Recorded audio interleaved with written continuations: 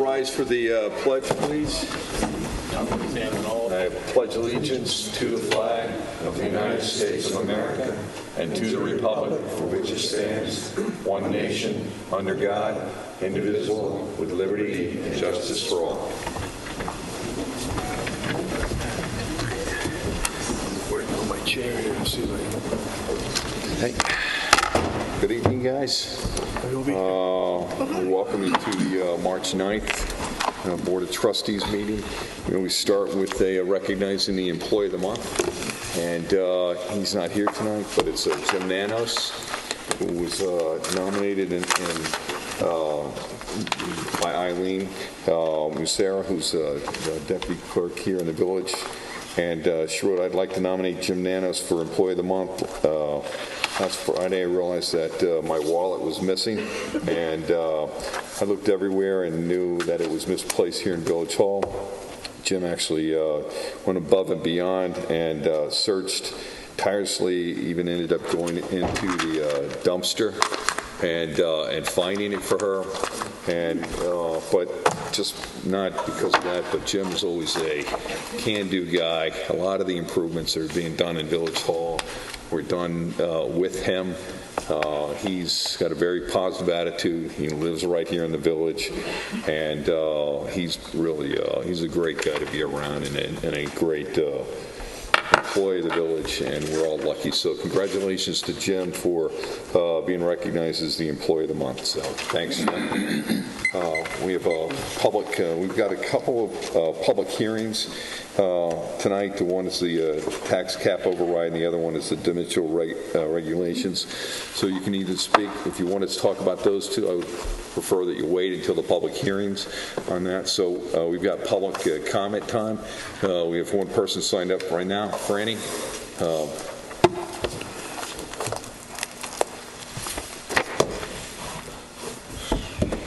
Good evening. My name is Francis Adamczewski, 40 West Prospect Street.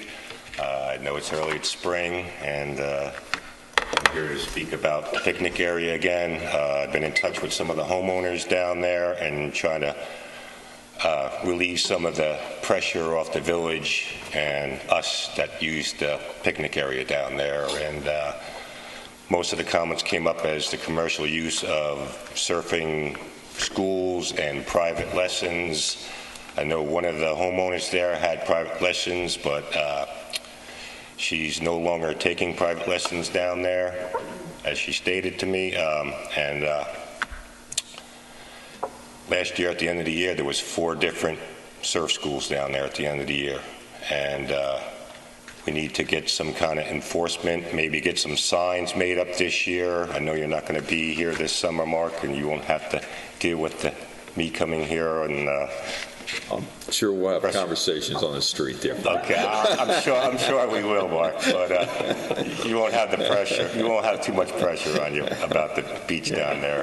Whoever gets. I enjoy that area. I go down there. I understand. I know you park by me sometimes, so I see you down there. Yeah. But I've talked to some of the homeowners down there, and they were just asking if they can get a little more. Police force down there to regulate the code, to enforce the codes that are stated and written. I know from the staffing patterns with the chief that as we have in the past, we've dedicated an officer that's been down there it's moving up and down the beaches and stuff. Correct. So it's something that's going to continue.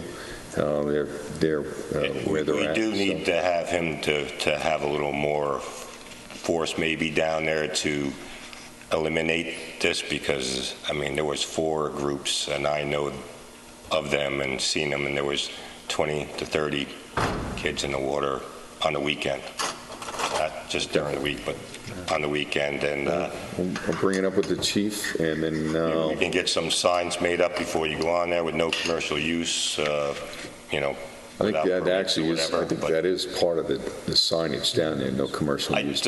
I don't think it says commercial use on on the signs. Okay, so I mean that's we can do that. Yeah. Maybe we can get something put up. Okay. All right. All right. Thanks. All right, thank you. Thanks, Frank. Thank you. Anyone else would like to? Rob, come on up. It's signed the sheet. Yeah, you cite, that's, Julie said you signed the wrong one. That's okay, so. I have, State your name and address, please. yeah, Rob Coburn, 345 Hill Street. Just, there actually is, your letter is on the agenda also. Yeah, I've just got some Wanted to add some more stuff. Okay. You hand that, I'll take the rest of those for you. A Thanks. few of those. Good, thanks. Yeah.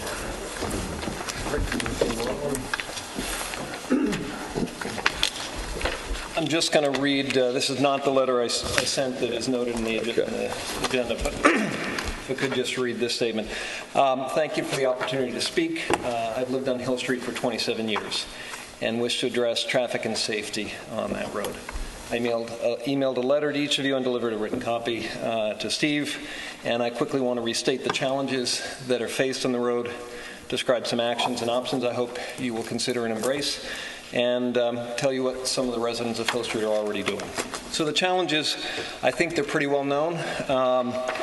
I think the first challenge is to not let the wake-up call from the recent fatal accident fade away and the current unsafe conditions on Hill Street go unaddressed. That's the first challenge.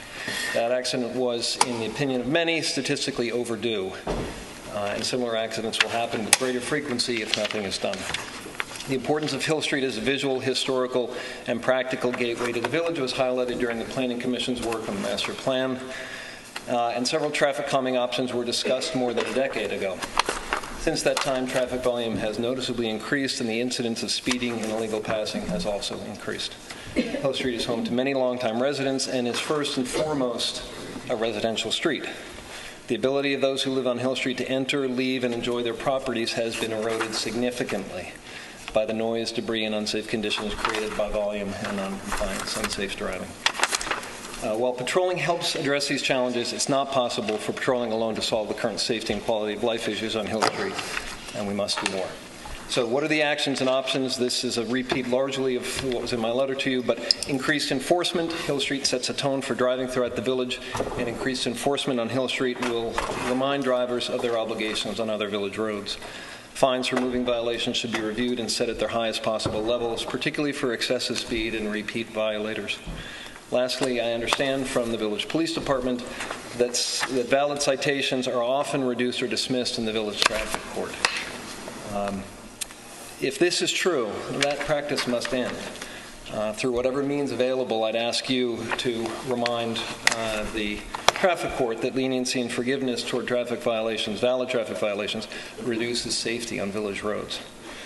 Improved signage, I think we should strongly consider a more prominent sign at the western end of Hill Street, welcoming all to the village and reminding them of the historical and residential nature of the village, along with the 25-mile-an-hour speed limit. So, the impact would also come from additional speed limit signs in each direction, including signs with perimeter lights, potentially, that flash like those on Noyak Road. Flashing lights at the Catholic school. It's a school zone, and emphasizing this fact will remind drivers of the particular safety needs of school children and others using the school. Speed cameras. I understand that New York State law currently allows speed cameras in school zones, and we should consider installing a system at the Catholic school for automated fines for those going above, say, 30 miles an hour or so. Additional speed monitors. The eastbound speed monitor just east of Lee Avenue should be reinstalled. I understand it's expected to be reinstalled. And additional monitors should be considered between Corrigan and Breeze Lane, which is where it seems many drivers accelerate to speeds of 40 and even 50 miles an hour. And no one loves this on our street, but the idea of stop signs should be considered as well. Anything to help calm the traffic.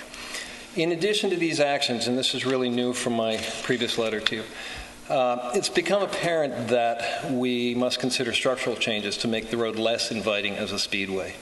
Recent work to significantly trim the trees on Hill Street and comments from the Highway Department personnel indicating they would like to move all trees further away from the roadway, A, run counter to the discussions during the master planning process, and B, instead, they heighten the visual sense that Hill Street is a high-volume, high-speed road rather than a residential street. We must change the mindset behind that work and those comments and get everyone in the village, residents, village board, highway department, and others on the same page. Many engineering firms, including the village's engineers, Nelson and Pope, have helped communities across Long Island review and implement a menu of traffic calming options to better balance the needs for transit, along with visual appeal, safety, and quality of life. So let me just tell you quickly what Hill Street residents are doing. Since January, we've reached out to approximately 70 homeowners on Hill Street. I've received dozens of emails and phone calls, and I'm using a growing email group to communicate our shared concerns. This group is willing to play a role in solving the challenges. The majority of these homeowners are full-time residents. Some are second and even third generation, and many have lived on Hill Street for more than 25 years. Some have written to you separately, and some have sent letters to me. Included in the package that I gave you was my previous letter, as well as some of the more recent letters that I've received. As a group, we've been in touch with current and former trustees, as well as members of other village boards and the Planning Commission. To date, we've received, this is the good news, universal acknowledgement of the safety issues and the need to do more to preserve the safety, dignity, and residential quality of life on Hill Street. We're exploring the possibility of privately commissioning a preliminary engineering study that catalogs the needs, conditions, and challenges posed by traffic on Hill Street. I welcome the board's participation in this initiative, and we'll report back on the progress we make on our own. I don't know if anyone has any questions or thoughts. Well, here's what I'd like to say about enforcement. Okay, so I had the chief run numbers. So in 2015, for the entire year, the police department issued 35 speeding tickets and a total of 389 other tickets for activity on Hill Street. In 2016, they issued 60 speeding tickets, okay, and 400 additional tickets for violations. Since January 1 to March 3rd in 2017, they've issued 54 speeding tickets and a total of 110 other violations. So they are doing much more enforcement on Hill Street. You do see more officers there, and they are aware of it. So I'd like to hope that this trend continues. I mean, it's very disappointing to see 35 tickets written on Hill Street, knowing the speeds that occur. But I think the issue around this accident is not an issue of people moving too fast. It's moving the traffic. So when you talk about the installation of stop signs on a major thoroughfare like that, you actually are slowing down and creating more congestion. And that congestion actually ends up backing traffic up into the village. So part of our problems that we have are purely generated because they put the new stoplight at the St. Andrews Fire Station, which creates, especially in the summertime, in the evening, a lot of the backup. So we've been trying to get that turned into a blinking light, maybe actuated on Sunday mornings whenever the church is in, and that was part of the reason why it was installed when the Greek church did the upgrade. So the signage piece, we have the speed indicator sign that was hit. We had to purchase a new one. It's being reinstalled. So I do like the thought of improving signage at the entry points on both the eastern and western side of Hill Street are important. You know, we reduced the speed limit to 25, which is low as we can go. We did the installation of the bike lane, so it narrows the lane of travel lanes, which actually have a tendency to slow people down. So those are things that we've done. I would welcome any opportunities, feedback, consultants, recommendations and stuff to help lower that and make it a safer area. Clearly, I mean, it's unfortunately a very tragic event that occurred. And I don't want to exploit that too much. I would say, Mark, that my observations living on the street is that some of the most unsafe driving and some of the fastest speeds don't occur during commuter hours. Right. And so I understand your issue about the traffic backing up. But I don't think that's necessarily related to the safety issues. I think my opinion, this was an accident waiting to happen. And with the pedestrian use and the cyclist use on the street, there will be more, even if that traffic light is gone and rush hour is improved. As far as the rush hour volume that's on there and the use of the road as a commuter road, I know we can't avoid it, and there are regional traffic issues that come to play. As someone who's twice come to the ZBA to see just to ask an advisory capacity whether I might be able to put up a 6-foot fence, get a variance for a 6-foot fence, I've been told absolutely not, because I live in a historic house and I'm on Hill Street and we need to preserve the visual gateway. That's not a fair bargain if we're not going to address the speeding issues and the safety issues, to ask people like me and others to do what we can to preserve the look and feel, but not to keep the road safe. So that tension on the commuter volume is, I don't know how we solve that. It goes hand in glove, but it's a slightly separate issue. Yeah, well, it is, but it isn't. So, yeah. But first of all, I want to thank you for your efforts around this and reaching out and coming up with and just thinking differently and stuff. And that's how we'll resolve some things. So, but enforcement is a big component to it. It's having a police presence on that road on a more frequent basis is extremely important. For some period of, my observation is that for some period of time you could hire someone not off the books, but overtime, overtime, and pay for it. On Saturday mornings and Sunday mornings and middle of the day on weekdays, I see every third or fourth car going 35, 40 miles an hour or more. Well, and if we really were enforcing it all the time, we would more than pay for someone to write those tickets. You can't use the vehicle and traffic law and ticket writing as a source of revenue. What you have to do is that the purpose of that is for safety and to develop law. So I understand the theory behind it all, and so again, the court system, what you talk about, is another issue. But that's why we elect a judge to process offenses within our court system. So, okay. Any other comments, Bill? Yeah. I love the idea of the thing that tells you how fast you're going. I know myself, whenever I see something that at least I become conscious of it. I hold the record, I think, for raising children on Hill Street. So, and probably true. My grandchildren still live in the homestead. And but I thought that was a particularly good idea. I wanted to ask, though, this last accident was seemingly unique, and I think happened about 35 yards west of my house, my old house. The person, I've never seen anything in the paper. Initially, there was talk that he was the driver that caused the accident was doing something like 70 miles an hour or something like that, which is, a very unique circumstance. And I was wondering if it was, whether drugs involved or something like that. What would? Well, here's what I'm going to say about this. It seems is that it's an ongoing investigation at this point in time.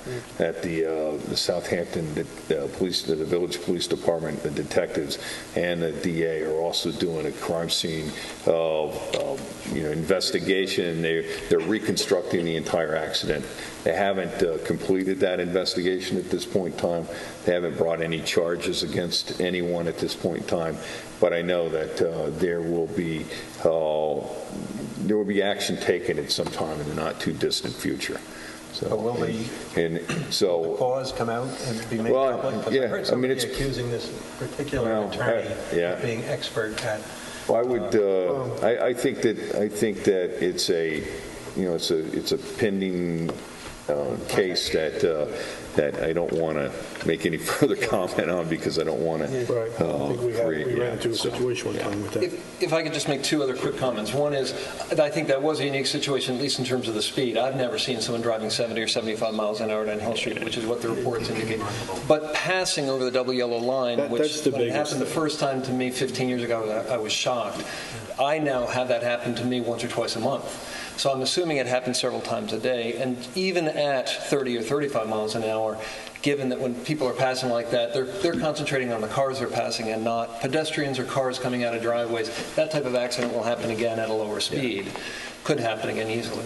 And I just comment, I noted this in my letter to you earlier. I, years and years ago, was driving down the California coast like a punk kid at age 24, probably breaking speed limits, going through little towns on 101. I find that really hard to believe. Yeah, that's true. Okay, I find And I came to Santa Barbara, and there was a sign at the entrance to Santa Barbara that said, "Welcome to Santa Barbara. We're a residential community. Speed limit's 25 unless otherwise posted. We take this seriously. Thank you for your cooperation." It was a really nice sign. And I drove through that town the rest of the day like I had my grandmother in the back of the car. It just put it in my mind that these people thought differently about their community. And so I think that's the type of sign I'm talking about, maybe on the western edge of Hill Street. All right, great. Thanks. Okay, thank you. Thank you. We didn't have anybody else sign up for public comment. Does anybody else want to make public comment that's not related to either one of the public hearings? Okay, we're going to close the public comment section. We've got some board presentations here. Chief Brenner for the fire department vehicles. I'm actually going to have Second Assistant Chief Alfred Callahan. So you bailed on us, so, okay, all right. Initiation by fire? Okay. Pardon? Yeah, you're not kidding, right? More well-versed. So passed out in front of you, things are being done a little bit differently this year for the fire department. We're following suit a little bit closely with other agencies, how they've approached this in the past. I had the help of Ricky Fowler, actually, with the vehicles. He met with the 3 chiefs. He's been through this process a few times. In the years past, the fire department's always gone off a lot with Tahoes. The standard Tahoe vehicle, you could go down by yourself. Why don't let's just bring everybody up to speed. So what you're doing is you've got the fire department, we're doing a vehicle request for the chief's vehicles. We're looking to purchase 2 chief's vehicles, correct? Correct. And so this is the, what we have here in front of us are some quotes for the chief's vehicles, both vehicles, and then also outfitting both vehicles to meet the conversion packets, to meet all the safety standards required to put those vehicles on the road and respond in the best manner possible. Yes. So, okay, so now, there you go. So, First time up here. that's okay. Last That's time I was okay. here with my dad. No, that's fine. So in front of you, I said you have the one from National Auto Fleet. This is where the ambulance has gone through before. Yep. Different from years past, these vehicles will be the SSV vehicles designed by Chevy for special service, police departments, fire agencies. Heavier duty equipment in them to hold the extra lighting and equipment that we carry. The 2 vehicles doing it this way, each vehicle comes out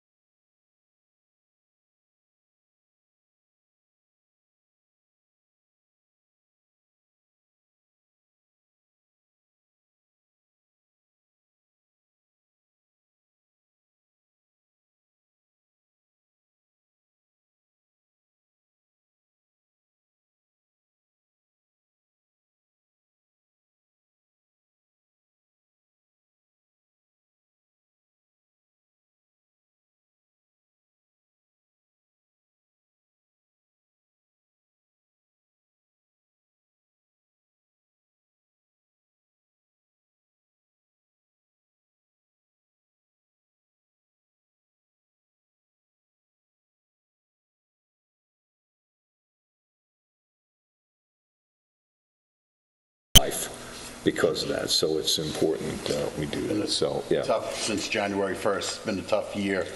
To reiterate what Yeah. Bill, one of Bill's family members helped out at the accident, which was Yeah. amazing. Yeah. And it's been a lot. The last weekend we were in North Sea and we were in Bridgehampton the same night for 2.5 to 3 hours each call. Yeah. And vehicles, Ran the whole time. yeah, they ran the whole time. Yeah, no, when people fully understand the dedication level that you guys, the volunteers, provide out here, and if we had to duplicate that with paid services, I wouldn't even want to look at the budget, so. And also, too, I just want to point out, because it's 2 vehicles, we save some money getting to this point, too, because Yeah. generally, every time a new chief comes in, which Chief Yeah. Camp just left, every new chief cycle, they rotate the vehicles down and they get a new chief. That, we actually skipped a cycle, which is why some of the mileage is on some of these vehicles. So we actually extended the life out of some of these vehicles and saved some money last time around. So that's why there's 2 vehicles being requested. That's why we ended up putting engines in 2 of the vehicles. Yeah. And they're starting to get mileage on them too Right. now, so. So let's take some action here tonight. So Rich, you yes, wanna- I'd like to make a motion to have the SFD go out to bid these vehicles out as per Or the purchase, yeah. as per the, the government supplied specs, numbers here provided. Second? All in favor? All right. Okay, there you go. Thank you very Thanks, much. guys. Thank you for the support from the village board also. It makes our job a lot easier. Nice presentation.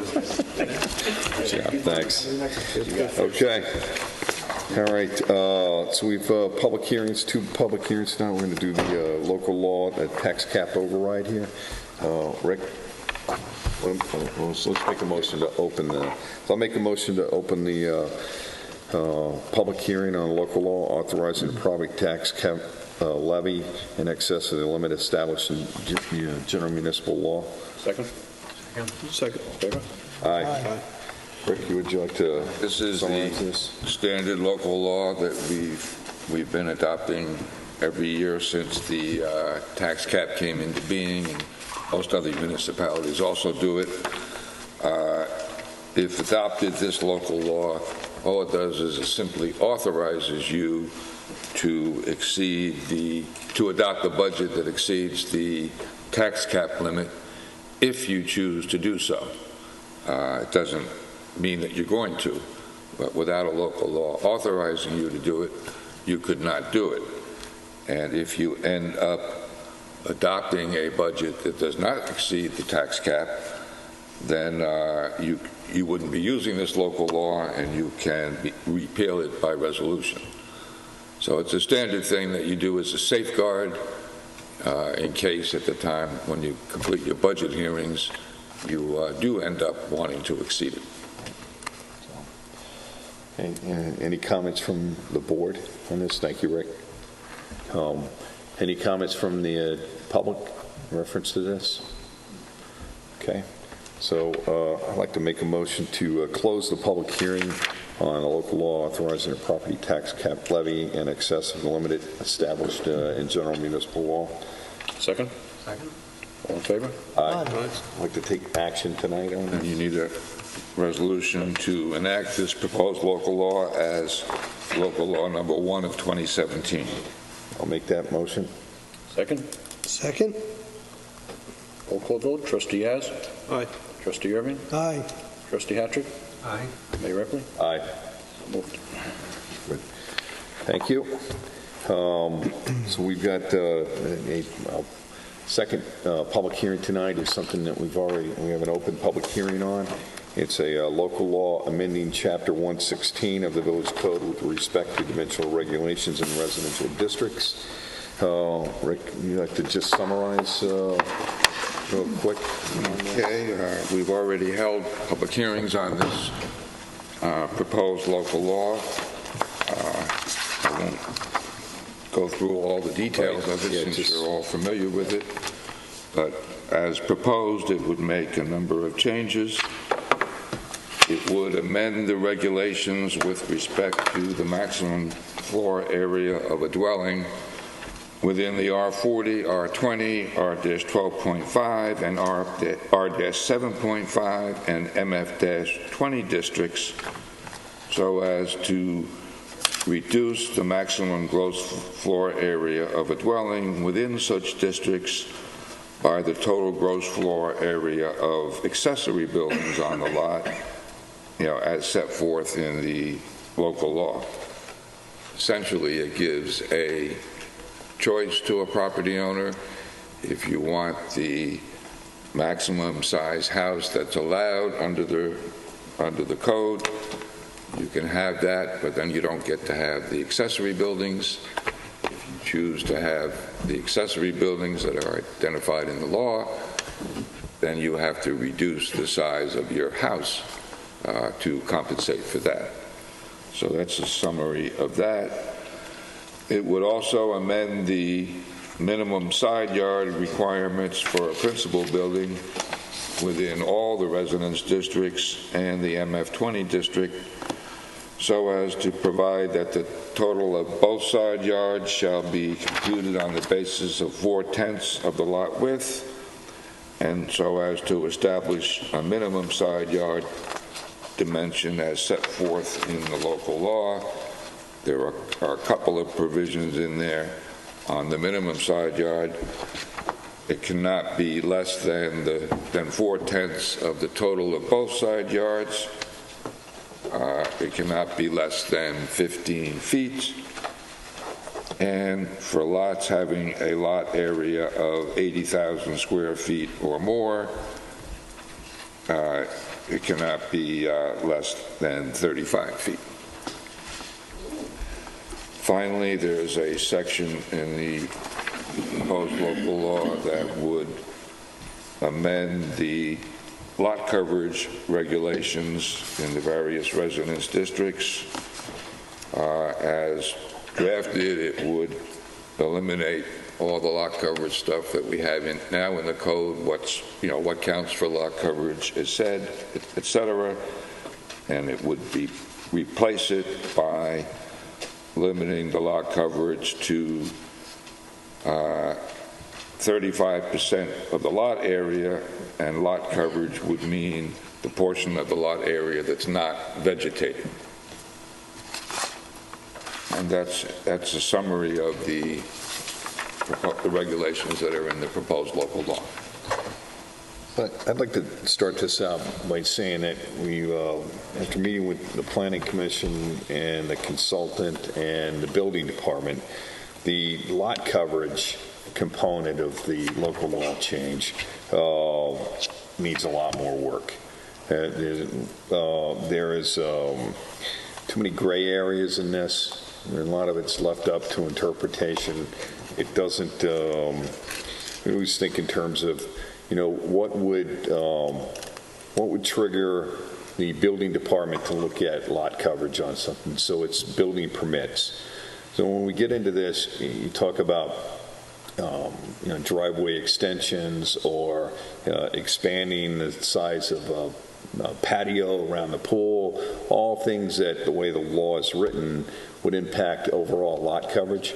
None of those things actually generate a building permit, and they don't. So it creates almost an unenforceable process. So, we look at how do we try to help the building department simplify some of the issues that we're having and make it an easier law to follow. So we want to go back, and we're going to continue to look at lot coverage here, which I think is important. But I would like to bring up Paul Travis, Chair of the Planning Commission, to talk about some things. And I should also just note, Glynis Berry from Studio AB Architects is here. They were our consultants on the zoning study and here to answer questions. And Mark Schifford and Laura Vinny and Eduardo Simeone from the Planning Commission are also here. So just as a follow-up to our hearing in December, I think it was, We did ask Studio AB, I guess I'll mention two things. Number one, we asked Studio AB to look at the concern that was expressed in the hearing about to the extent to which the new setback rules would cause non-compliance. As we noted in the hearing, any change in setback rules is by its very nature going to create some non-compliance, but the study that we asked Studio AB to do looked at two streets just as sort of a way to try to get a handle on it. We looked at Dale Street and Post Crossing. And on those two streets, just in general terms, you got to about 15 to 20% of the lots would potentially be non-conforming, which I think for a new zoning of this type is not overly significant. So we were heartened by that. On the lot coverage issue, I think we are sort of still grappling with how to make it work. I think the two things, some of the things the mayor mentioned, just sort of a little more color on. One is we want to come up with something that's going to be easy to administer. We are very conscious that the existing lot coverage regulations have really emerged over a long period of time. Sometimes the way they're currently interpreted is not exactly the way the law reads, or I should say the code reads. So it really needs a cleanup at this point. And I think we've had a lot of back and forth about how to handle the driveway. So we're going to be taking a closer look at it, working with the building department to see if we can come up with a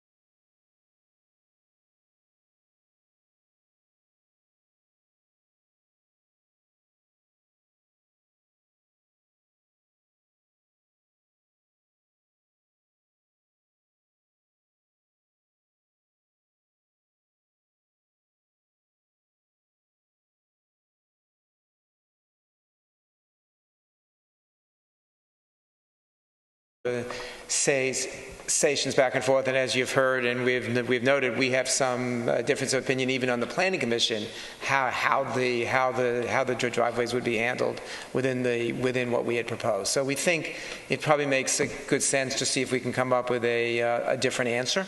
Working with the building department and see if we can come back to you. And I think one thing that certainly came up from Studio B at our meeting was that one way some other towns have dealt with this is dealing with parking in a different category than the structures itself, and that's something we want to take a look at, see if that could be one way to make this simpler to enforce. Right. I would want to say, though, again, this is something we need to do, because one thing we did here in the workshop is there's just so much history built up around the lot coverage language at this point. It really does need a cleanup. It does. And that's even coming not from just the workshops, but also from the building inspectors. Right. Because it's been so much interpretation over so many years that they've asked, and I've said to them, you go back and look at all the different areas that you'd like us to clarify. Right. And so this is part of it. So, good. Bill, any comments? Or? Jay, do you have any thoughts that you want to express before we jump over the... Okay, all right. So we have a public, we've had some people sign up. I'm going to use this list first, and then and we'll go from here. Rob, I didn't know if you wanted to, you're happy with the Phil Street. Okay, John Rose. Can I tell Rob my great accident story for Hill Street? And this probably was one of the greatest characters in this village was William Cosgrave, who nobody knew by that name. This was Shippy. And his wife. Anyhow, one night about 1 o'clock in the morning, I hear there's a slight curve right in front of my house, which is opposite Moses Lane, and I hear a crash, and I go running out there, and it was Shippy's wife. Had been driving, and she'd gone up on the curb. There was no other cars involved or whatever provoked her into going up there, I don't know. But she said the dog in the back of the car had provoked her, had suddenly jumped up on her and so on. And I said, gee, it smells like the dog's been drinking too. End of story. Damn dogs. John Rose. You got to follow it. I know, exactly. For the record, my name is John David Rose. I'm an architect located at 596 Hampton Road. And I attended some of the meetings that they had, and it was very helpful. And one of the things I wanted to discuss was why driveways are part of lot coverage in general. At one of the meetings, we talked about a driveway, perhaps it traps water, and talking about water quality. Certainly, if it's the way it's defined here, if I understand it correctly, if it has grass or trees, shrubs, the water can percolate through. I would say that if we encourage people to reduce the size of their driveways or the number of their driveways, I'm not sure that's the right way to go about it, because I could see people saying, well, you know, if I normally need a 45-foot turnaround outside of my garage, I'll knock it down to 35 and I'll be driving on the grass. If it's about groundwater, we can clearly, if it's a hard surface such as blacktop or concrete, we can run it all into dry wells. So I'd rather not say that it's about groundwater protection, which is very important, obviously, but there are other ways to do that. That's one point. And then there was another point here that I just wanted to, it was more of a question. It appears that we're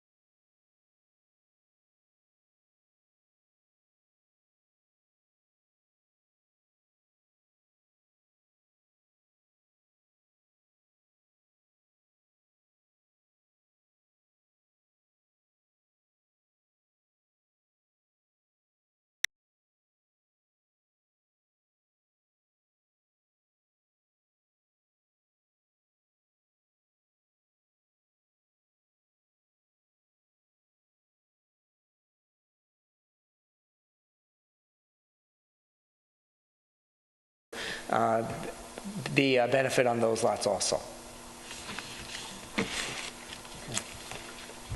Anyone else like to make a question? Come on. Yeah. Just a couple of things. One of the reasons for changing the gross floor area was we wanted to limit the size of some of the construction, but give as much flexibility as possible to the property owner. So instead of just cutting the formula back, we kept the formula and let them decide where they want to put their square footage. So it was a way of sort of reining in the maximums that were starting to happen, because everybody was starting to build. There was a trend for everyone to build to the maximum, where historically they hadn't. So, and also you have situations where some lots have 2 dwellings on them. And so the way the code was written, the principal building could meet the gross floor area, and you still had that other structure. So it was a way of trying to balance the usage and give as much flexibility as possible. In terms of the setbacks, we did look at some of the wider lots, and there's almost more of a problem when you have a lot of variation in lot size within a residential zone. And part of the problem was when you had a lot that was just slightly less than the next size, it would have the smaller setbacks. And so it would be much bigger than its neighbors. So by using a formula that applies to all, it kind of brings the scale. So you have more width on a bigger lot, but it's in scale with the size of the lot instead of getting a higher percentage. And we did look at some of those, and we got higher percentages where we had lots wider than the zoning area. John? If you don't mind, just a follow-up. If the new law is asking us to consider trading bedrooms for a pool house, then in an effort to reduce the mass on a property, would you ever consider allowing the accessory structures to be habitable? As long as they meet New York State Building Code and are safe, of course they would be. So why couldn't one, if I want to reduce the mass of my primary residence and have a pool house, we know that pool houses are allowed to have fireplaces, air conditioning, and are used, let's call it half of the year. It's a structure, and it's easy to make it a habitable structure to meet New York State Building Code and make it safe. If I want to reduce my main mass, let me at least occupy the accessory structure full-time. The multiple dwellings is a familiar thing in Southampton Village, in the historic district. It was done all the time. Right. And just a thought. No, and that's actually the topic that the building department did bring up, and it's something that I know that they're going to explore. So, yeah. Okay. Any other comments, questions, concerns, or Mr. Deasing there? Jack?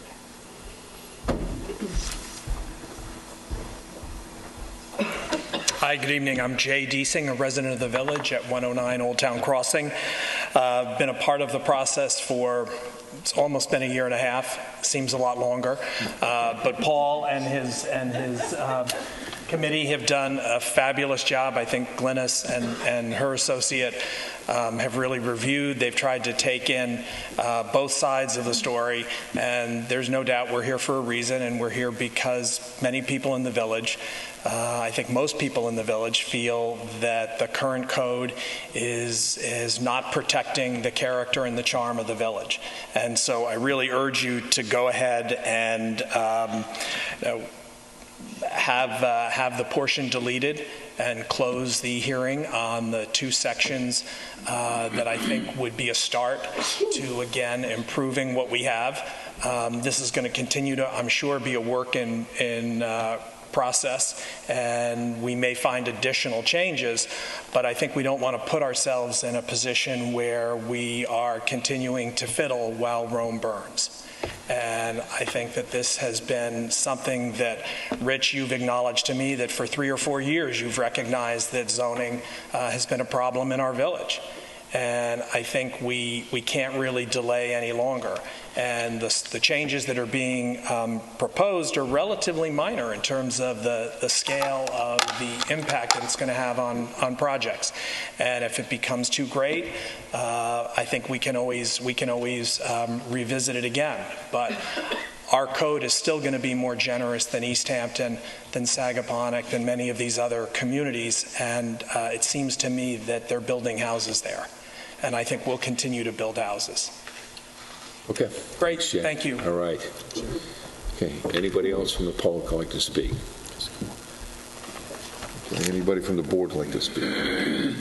So Rick, let's take some action here tonight. Okay, the first resolution would be resolved that the proposed local law entitled, quote, "A local law amending Chapter 116 zoning of the Village Code with respect to dimensional regulations in residence districts," close quote, is hereby revised by deleting Section 5, by redesignating Section 6 as Section 5, and by designating the revised proposed local law as proposed local law number blank of 2017. I'll make that motion. Second? Second. All in favor? Aye. Okay, so And the second would be a motion to close the public hearing. I make that motion. Second? Second. All in favor? Aye. All right, good. So we will be back at the next meeting and to take action on this public hearing. So, and encourage everybody to get involved. The Planning Commission, go to the Planning Commission meeting. And I think there's some good stuff that will help the building department and help our boards. So, okay. And I appreciate everybody's participation in this, especially the Planning Commission and Studio AB and the public and people who came in on Saturdays throughout the spring and summer of last year and the work that was done. And it was a good job by everybody. So, thank you. Good. Okay, on to more on the agenda here. So we have communications to the board. Okay, first one's from the Southampton Chamber of Commerce.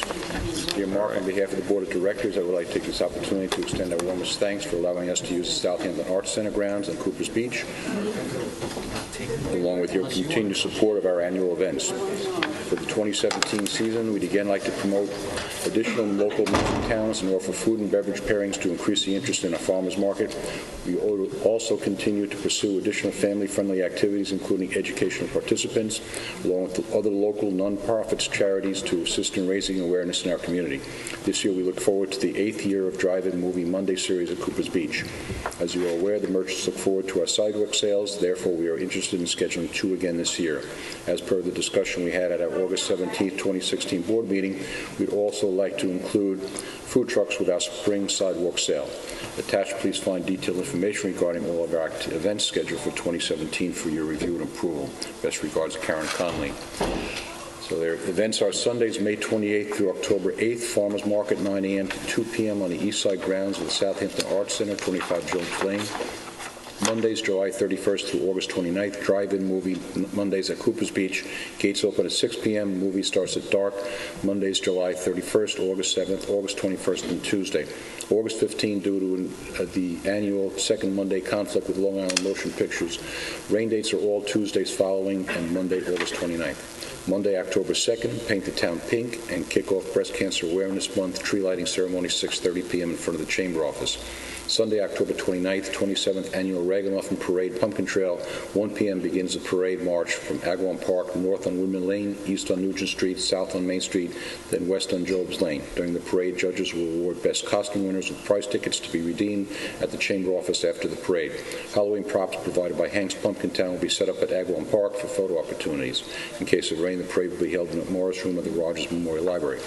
Immediately following the parade is a pumpkin trail where children trick-or-treat in the safety of the village merchant community. Saturday, November 25th, 21st Annual Fire Truck Parade of Lights commencing at dark, 4:30 p.m. The Chamber, in conjunction with the Southampton Fire Department, invites our neighboring departments to join us in the parade of decorated fire trucks. This event is in conjunction with the village's decorating committee, tree lighting ceremony at 5 p.m. Saturday, December 2nd, Southampton is a wonderful village. This day will consist of an all-day holiday stroll with horse and buggy rides, carols, and hopefully other various performers strolling the village streets.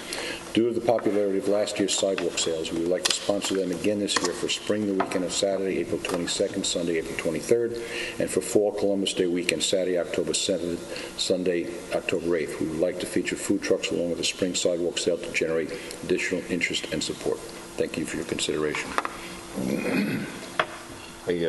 Comments, my initial thought on the whole thing with the food trucks. Well, that's what I was is going to I'll say. just have a tough time with that because of the delis and the restaurants that are here and the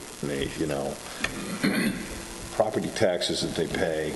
And I don't know if that's really the right thing to do. I don't know how you guys feel about I was going to say the food trucks, I have a problem with in food trucks in general, which have been increasing in our village. Right. More and more to the construction sites and stuff. I don't feel real comfy over those either. No, it's always been a conflict whenever, even if people who like have a restaurant here or something and they want to do it, it's always been a conflict. Like you say, Although I will say food trucks have gotten to be a bigger rage. I mean, they aren't the food trucks we're thinking of in general, but... I mean, Septemberfest, we have the food trucks that come down, and we have the other people that come down that rent, and it's a blend of, and some of those are local merchants that are involved there, and some of them come from outside the area. What do they say? Because we have them that come for September, and we have events where we bring a food truck. We do. So what is this asking to add? This is actually asking for food trucks.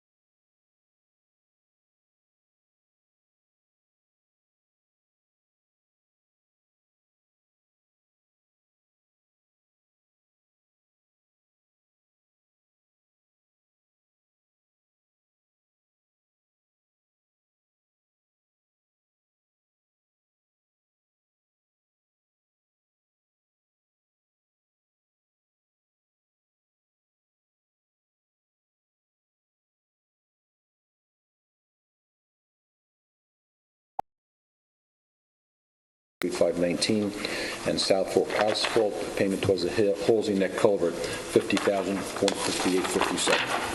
Further discussion? All in favor? Aye.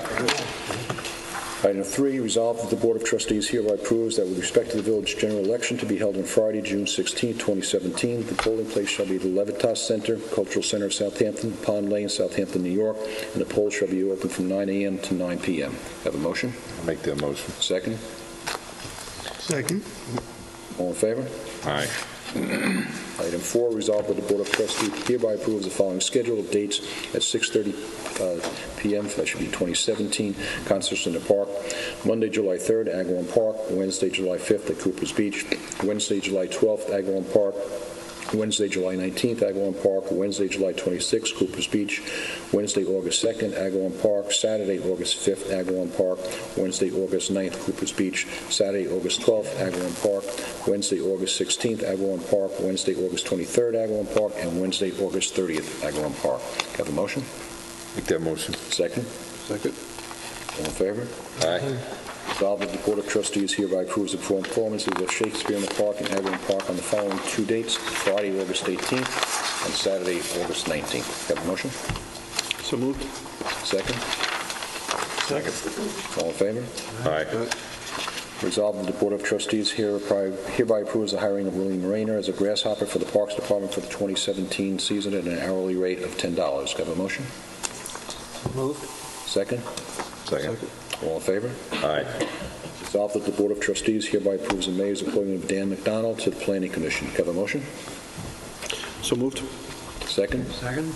Discussion? Discussion. So Dan McDonald is there's a packet in the, we have several positions open on the Planning Commission, and Dan's a full-time resident who lives in the village. He's owned a house here for over 25 years. He's lived here full-time for 15.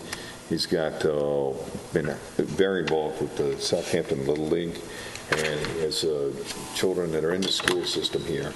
He's, as they're moving on, he's wanting to get more involved with the village.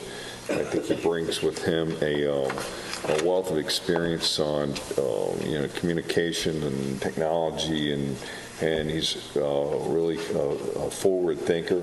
But yet, one of the things that I do is he loves the historic components around the village. So the look and feel, and trying to protect that piece. So he's, I think, it would be a nice addition to the Planning Commission. And I think he'll work hard. It's one of the things that Paul Travis, the Planning Commission, needs. They have a few people that really put a lot of effort into it, and then others that are contemplating how long they're going to continue to stay on the Planning Commission. So he would be a good addition to that. So I would hope that you guys would, accept my recommendation there. So. Got a motion? Well, we have a motion and a second. So further discussion? Any further discussion on that? No, it looks like he's a good pick and involved, so give him a shot. Yeah, great. All in favor? Aye. Item 8, resolved that the Board of Trustees hereby approves the hiring of Kristen Carr as a paramedic for the Southampton Village Volunteer Ambulance at an hourly rate of $25. Have a motion? So moved. Second? Second. All in favor? Aye.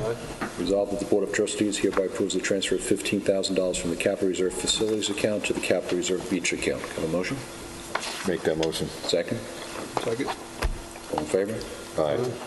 Resolved that the Board of Trustees hereby approves the attached schedule of budget transfers to eliminate overages for the period ending March 9, 2017. Have a motion? I'll make that motion. Second? Second. Discussion. Item 1, 1,000 out of Justice Court part-time, 2,000 out of clerk part-time, with 1,000 going into Justice Court overtime, 2,000 in Justice Court contractual. Item 2, 300 from clerk part-time going into clerk equipment. Item 3, $1,000 from buildings contractual going into equipment. Item 4, $9,000 from buildings contractual going $9,000 into building supplies and material. Item 5, $9,000 from park supplies, $3,000 from parks miscellaneous, with $12,000 going to parks contractual. Item 6, $7,000 from trustee special project going into traffic control contractual. And the last one is $21,000 from trustee special project, with $6,000 going into planning contractual and $15,000 to ARB contractual. Further discussion? All in favor? Aye. The last one is resolved that the Board of Trustees hereby approves the following payments from the capital reserve account, subject to permissive referendum. Access Rec LLC, $18,079.20 from the Beach Reserve. Partsmart.com, $11,610 from the Fire Equipment Reserve. High Tech Fire and Safety, $57,245.19 from the Fire Equipment Reserve. South Fork Asphalt, $50,158.57 from the Facilities Reserve. Have a motion? I'll make that motion. Second? Second. All in favor? Aye. The discussion items that we have here, so one is we have 11 Jobs Lane. Right. It's exterior paint. Yeah, we brought this up at the last meeting, and, Andrew Weiss came in to do the presentation. There's pictures in here of what they want to do. The first picture is the current picture of the building as it is. And then the second picture is where they want to paint the red trim gray and then the beige stucco white. However, they did bring in samples. The board liked the idea, except that we didn't have enough votes here. This is the white. The gray is actually lighter. And that's the gray. Oh. Okay, so it's not as dark as the picture shows. Okay, so that's the two shades. Okay.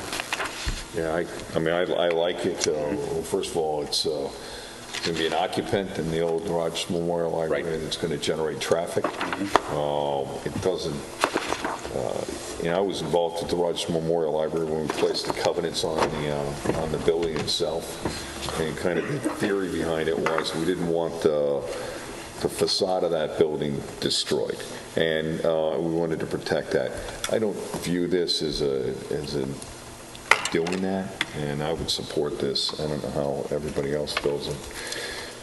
Well, I think that's how we felt last time. At the last meeting, Michael, Bill, and Nancy were ready to approve it. Okay. I pointed out that under the language in the covenant, it requires a majority plus one vote. Okay. So it takes 4 votes. So we had to Okay. There was only 3 present at the last meeting, so we had to postpone it until tonight. Because some of us were in Florida where you guys are freezing up here. So, It wasn't too bad, to be honest with you. Well, the only thing bad was my golf game in Florida, so I think I would have rather been it. Still, just in a different. That's freezing in a different level. Is this what the gray is? That No, black here? Well, what's the difference in color? Steve, maybe you could hold up. This is the gray? Yeah, no, but so instead of this, you mean? Yeah. Right, yeah, this is a poor rendition of it. Black, yeah. Yeah, that's very That's what dark. it would look like instead? That's exactly. Okay. So we need a majority plus one, so I guess make a motion to authorize the, Rick, do you want to word something here? It's the proposed change in exterior trim color as shown on the documents and exhibits submitted. Yeah, I'll make that motion. Second? Second? All in favor? Aye. And let's see, you need 4? There you go. For the first Oh, one. Hell, man. if Nancy likes it, then that's all I got to hear. So you know what it is? It's those dogs that drink. There you go. Backseat. Those drinking dogs. Those backseat drinking dogs. There you go. There you go. So, What a great comment. that was very funny. Oh, I know. Now, on this here, though, I think we interpreted that it has to go to the ARB in addition to... It does? Oh, it does? Yeah, we looked at the code, section 65, and it's any material change in the appearance of the building. Okay. And Curtis feels that he should have... Well, how does the legal counsel feel about that? Well, the problem is, Bo is away. There's language in the code, and Steve did call me about it. There's language in the code. It requires interpretation. Yeah. Something about material change in the appearance from the public streets. I don't handle the Board of Historic Preservation and Architectural Review.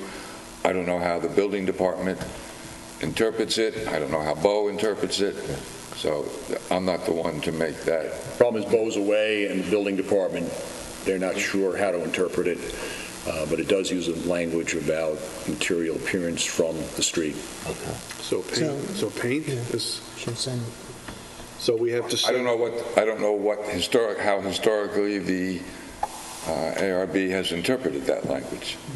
I can, Well, I believe, I don't know whether it does or does not. It's a matter of interpretation. well, in the presentation, the red that we see today wasn't the original color. That's correct. That's correct. That's in here also. is that what this picture is here? That was The last one, that's the, no, this one here, this is actually from a postcard back in 1898, I think, or something like that. They Yeah, actually, something like that, they tracked it late down in 1800s. England. They're getting a copy of this card. That's interesting. Did you have a nice trip? It's being shipped. So we have So, to set up in front of Curtis to, I know, yeah. History whatever here fell, no. Well, I think we need to get Bo's opinion? Bo's opinion on this, because, I mean, if I'm looking at this picture here, the historic original structure, right? Clearly, they're actually going back to that, and I don't know, I'd have to see what Yeah, the code says. right, it's kind of funny, you're right. Yeah, That, they're actually going- especially with the colors that Yeah. Steve just held up, actually Very close to the utilize those postcard. original colors. That was their intent. Right. The same thing with the white panels. The question is, whether material appearance is color or structure.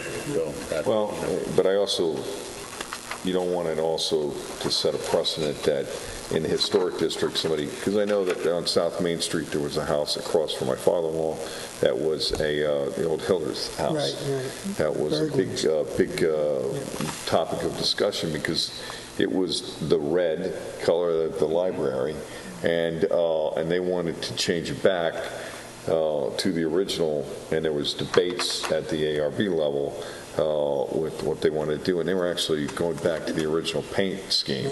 Right. On the place. So it was... Was that an ARB issue? It was an ARB issue, because I think there were other things that they wanted to do on the property, so we'll get an interpretation. I got to admit, when I was about 16, Yeah. I painted that place red. It was red barn paint from Agway mixed with linseed oil. Wow. There you go. So that was 23 years ago. Oh, Yeah, so yeah. 10 there you years go, ago. yeah. The same issue came up the other day. We met with Jen and Tom Edmonds on the grant for the Nugent Carriage House. Oh, So okay. that question came up too, because that's going to be painted white. Yeah. So Again, going that back that's going to the back to the original. Yeah. But So then you have to weigh out, okay, if you're going back to original, inside the historic district and stuff, so does that, because the agenda is on the ARB, these things that should go back in front of the ARB? I don't know the answer to that, so, yeah, I don't know. So we'll leave that up to I'd like to think not. legal counsel. There you That's go. why we have them, right? Right. You know, Okay, Mariner Drive, parking. So, I mean, we made some changes about a month or so ago in reference to Mariner Drive parking, where we put no parking at the corners of intersection where people were parking. It interfered with the ability for lines of sight on and off the street. I've had a complaint that came in from one of the property owners over there. It's been supported by a couple of other people that I've talked to, is that at the end of Mariner Drive, the traffic circle, that we have a taxi company that no longer occupies space in the industrial park there, that is parking on a 24-hour basis their vehicles in the traffic circle. Those vehicles are actually interfering with the ability for trucks, since it's an industrial space and you do have deliveries from 18-wheelers, interfering with their ability to maneuver around the industrial park and circle and exit. Which then leads us down to, if you drive down in that area, parking on both sides of the street during the daytime, and then sometimes it's unpassable for two vehicles. So I brought this up because I'd like for everybody to go over there during the weekday and then on the weekends to look at this, talk with some of the property owners and the people that are leasing space in there to come back with some thoughts. My thoughts are, at a minimum, making the traffic circle at the cul-de-sac at the end of the road, Mariner Drive, into a no parking area at a minimum. So we have cabs, the company no longer has a space there, but there's no parking? Right. So is that alone company, anything that violates anything? Oh, there's no signage in there. But didn't we discuss, when we did the other parking, no parking, putting no parking on that circle, but we felt that it would, there wasn't enough parking in that industrial area? But if you go through, because I've been driving through now, most of the merchants that are in there, occupants in there, if you drive by their lots, there's a lot of empty parking in those lots. Okay. So then it says, well, who's parking on Mariner Drive? And are they individuals that are actually working for the companies that are there? Are they individuals that are just parking their vehicle there and then meeting as a group and or are they going somewhere else? So I do know that there's one company that has their people parked in that area that doesn't occupy space there, and it's a problem. And so there's some complaints around that. So, but if you drive into that traffic circle, you'll see a taxi company, and it's parked all their vehicles inside the cul-de-sac. And you can go there at 2 o'clock on a Saturday afternoon and 7 o'clock on a Sunday morning. Vehicles are all in the same spot. And some of them are taxi vehicles, some of them are some private vehicles that are there. Right. Since it's a merchant, or it's specified as an industrial park area, is there any way to just indicate parking is just for the merchants or the industrial tenants? Or it's still a public road, doesn't matter? Public road, it doesn't matter. It's a public road. If you allow parking, you can't limit it to. You can't distinguish. Yeah. I mean, so the idea is that getting trucks to deliver in there in a safe manner. If you have to do an emergency vehicle response in the area, there's a fire truck, because it is industrial area. There are flammable materials that are being used in there. And can a fire truck enter and exit the area safely? Can an ambulance respond if somebody's injured down in there? Those are the things that we need to take into consideration. So I would encourage everybody to go down and look at Mariner Drive, talk to some of the occupants of the building there, and then come back at the next meeting with some recommendations and stuff. So, and okay, great. All right, the last item is Dean McNamara. There's a package in here. Before I forget, Steve, could you look, before the next meeting, could you look and pull out the resolutions that we did adopt for no parking on Mariner Drive? I don't think they're in the code book yet because we did it pretty recently.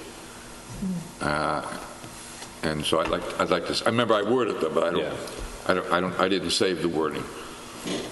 So when we talk about if we're going to do something at the next meeting and we talk about how to word it, I'd like to know what we've already done. I think it's online. I'll get it for you, but we have it for you. Okay. Dean McNamara is proposing some changes to the fee structure for bonfires and everything else here. It's a package that's pretty extensive. He gave it to me yesterday. If you just leave it on the agenda until next meeting. Okay. If you have a chance to look through it. All right. I haven't read it myself yesterday, as he just gave it to me yesterday. But, all the changes are in blue and red. Maybe we can just, discuss it at the next meeting. Rick, if you could take a look at this, some of the, just as far as just how we would go procedurally on these changes. Yeah, obviously there's a whole. It's a lot. Yeah. Do you know offhand what's existing and what's proposed? Well, he has, I see stuff in red. I see stuff in blue. Red he wants to remove. Blue he wants to add.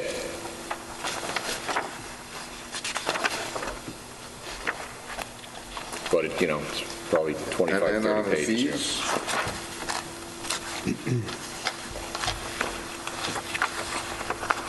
fees?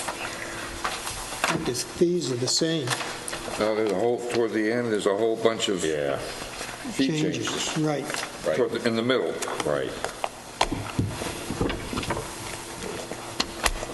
Well, I can look at the existing. Yeah, and, we can read through it, and then maybe at the next meeting, I'll just have him come and answer questions. Because, like I'm just looking at outdoor fires, it's in red, so I don't know if that just disappears or what he's planning there. No, that's true. Okay, great. So we've got comments from board members here. Trustee Yaz. I want to thank the public for attending and coming, because it's been pushed back with the different meetings and attendance and snowstorms and such. So, but I want to thank the public, and I want to thank specifically, Paul Travis and the Planning Commission for the zoning amendment. Again, it's something that is, I think, long overdue, but these things take time, and it's definitely a first step in the right direction. But as people bring up, the points against it, so that's why we have to balance these things out. So, again, I think the Planning Commission did a great job in getting this so far where we can proceed with something for some residential lots. And secondly, I just want to make a correction. What I said earlier when the phone rang, Chief Stevens, I think I incorrectly identified the song as from Kool and the Gang, but it was Earth, Wind, and Fire, which I did recognize that afterwards. I just wanted to go on the record that I was aware of it. All right. Well, that was okay. You just stole my comment here. So. All right. Okay. Oh, really? Were you going to say? I don't know the difference between. Sorry. I was going to be impressed, man. It's a country song. I probably can tell you that, but sorry about that. So, Trustee Urban. We have an employee of the month every month. I think we should have a mayor of the month. The cycle. Mark, I just want the general public to know that you've served longer than any of the existing mayors.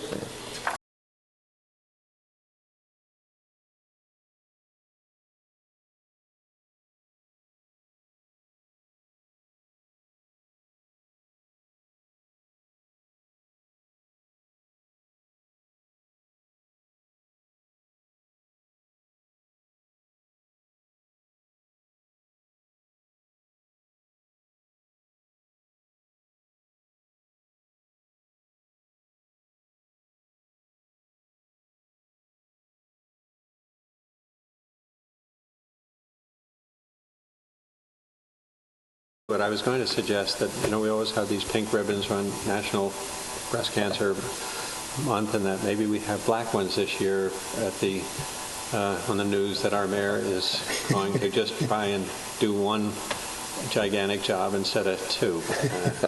Anyhow, Mark. Maybe armbands we could. Yes, some kind of morning and with no food trucks or anything like that. Anyhow, you've been sensational, really, and we're all much in your debt. Thanks. So, well, it's as Michael reminded me, it's till July, so we have still a lot of work to do. We've got budgets to get out, and we have a few things, and it's been truly, employees are working with every single person here, and it's just it's been the last year with trying to grow the business and meet the demands for that. I felt like I haven't lived up to what I personally believe the standard should be for the person sitting in the spot from a time commitment standpoint. And I think there are things that have gone unanswered. So that's why I feel like it's time for someone else to step in and have some more time and can do that. And whoever that is, I'm going to support them 100%. And be right here. So it's all good. We got a great team. It's a great team of people, and it's been fun. It's not over yet. So, so with that, I got a second public comment. Section, we have nobody here unless the reporter wants to make comments. So, no. So I'm going to make a motion to adjourn to executive session for the purpose of discussing personal matters. Second? Second. All in favor? Aye.